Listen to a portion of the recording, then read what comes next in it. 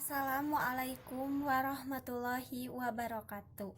Tepangkeun wasta abdi Sadila Ismawani, abdi ti kelas 10 MIPA 3. Di dieu abdi bade ngadugikeun dongeng anu judulna Si Kabayan Ngalanangka.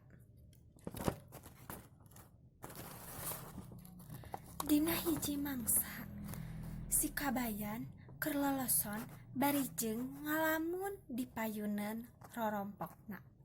Saliwat oge mikiran roay, tutut, sareng lauk anu diala kamari.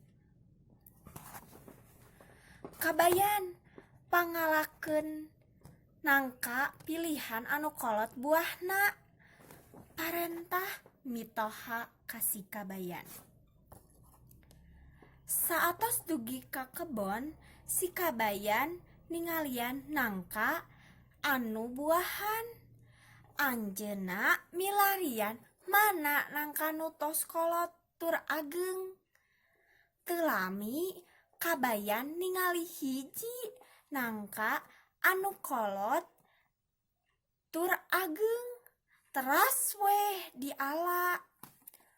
Kusabab nangka teh ageng, Kabayan teu kiateun ngangkatna. Ieu mah hese nyandakna moal kaduga ku abdi mah. Kabayan nyarios dina hate, kumaha cara nyandakna ieu teh?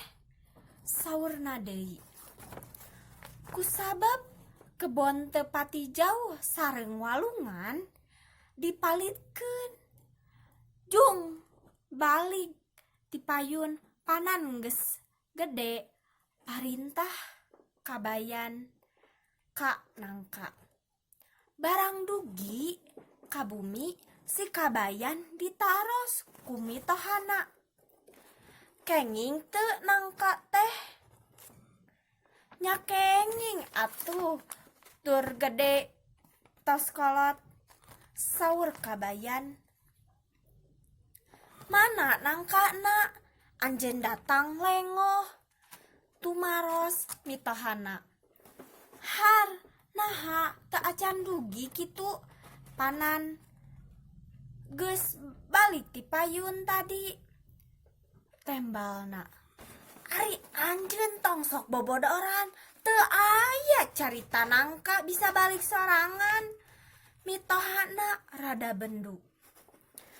Har, nya nu bodoh mah nangka geus kolot teu apal jalan balik. Saur si Kabayan tuluy weh ngaleos. Mung sakitu dongeng nu tiasa ku abi didugikeun.